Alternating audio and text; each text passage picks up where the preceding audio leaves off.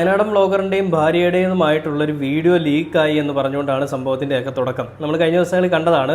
വയനാടൻ വ്ളോഗറും ഭാര്യയും കൂടി വന്നിട്ടുള്ള ലൈവിലൊക്കെ നമ്മൾ കണ്ടതാണ്. അവരുടെ പരാമർശങ്ങൾ എന്താണെന്നും അവരുടെ കാര്യങ്ങൾ എന്താണെന്നൊക്കെ നമ്മൾ ചർച്ച ചെയ്തു. ആ ഒരു വീഡിയോ നിങ്ങൾക്ക് ഇത് നോക്കി അറിയാൻ പറ്റും. അപ്പോൾ ഈ ഒരു കാര്യങ്ങളെപ്പറ്റി നമ്മൾ ചർച്ച ചെയ്തപ്പോൾ ഒരുപാട് ആളുകൾ അതിന് കമൻറ്റായിട്ട് വന്നിട്ടുണ്ട്. നിങ്ങൾ പറഞ്ഞതെല്ലാം ശരി തന്നെയാണ്, ഞങ്ങൾ യോജിക്കുന്നു എന്നൊക്കെ പറഞ്ഞുകൊണ്ട്. അപ്പോൾ ഞാൻ പറഞ്ഞ കാര്യം എന്താണെന്ന് വെച്ചാൽ, അതായത് ഈ വയനാടൻ വ്ളോഗർ എന്ന് പറയുന്ന ആ ഒരു യൂട്യൂബറും അതേപോലെ തന്നെ ഭാര്യയും കൂടി ഇടുന്ന വീഡിയോ, ഞാനിത് രണ്ടുപേരെയും കുറ്റം പറയുന്നുണ്ട്. അതോടൊപ്പം തന്നെ ആ വീഡിയോ അങ്ങനെ പകർത്തി അല്ലെങ്കിൽ ആ വീഡിയോ മോർഫ് ചെയ്തിട്ട ആളുകളെയും ഞാൻ പറയുന്നുണ്ട്. ആ തന്തയ്ക്ക് പുറക്കാഴി ചെയ്തവന്മാരെയും പിടിച്ചകത്തിടണമെന്ന് തന്നെയാണ് ഞാൻ പറയുന്നത്.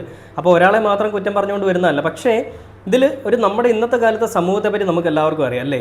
ഇന്നത്തെ സമൂഹം എന്ന് പറഞ്ഞു കഴിഞ്ഞാൽ ഏതൊരു കാര്യം കണ്ടു കഴിഞ്ഞാലും അതിനെപ്പറ്റി കൂടുതലായിട്ട് അറിയാൻ വ്യഗ്രതയുള്ള, അല്ലെങ്കിൽ സോഷ്യൽ മീഡിയ ഏതൊക്കെ രീതിയിൽ AI അഥവാ ആർട്ടിഫിഷ്യൽ ഇൻ്റലിജൻസ് ഏതൊക്കെ രീതിയിൽ ഉപയോഗിക്കാമെന്ന് അറിയാവുന്ന ഒരു തലമുറയാണ് നമ്മുടെ ഈ സമൂഹത്തിലുള്ളത്. അപ്പോൾ അവർക്ക് മുൻപിൽ കിട്ടുന്നതെല്ലാം അവരൊരു നെഗറ്റീവ്ലി ഒരു സാധനമാക്കി എഡിറ്റ് ചെയ്തുകൊണ്ട്, അതായത് ഒരു പെൺകുട്ടിയെ കിട്ടിക്കഴിഞ്ഞാൽ ആ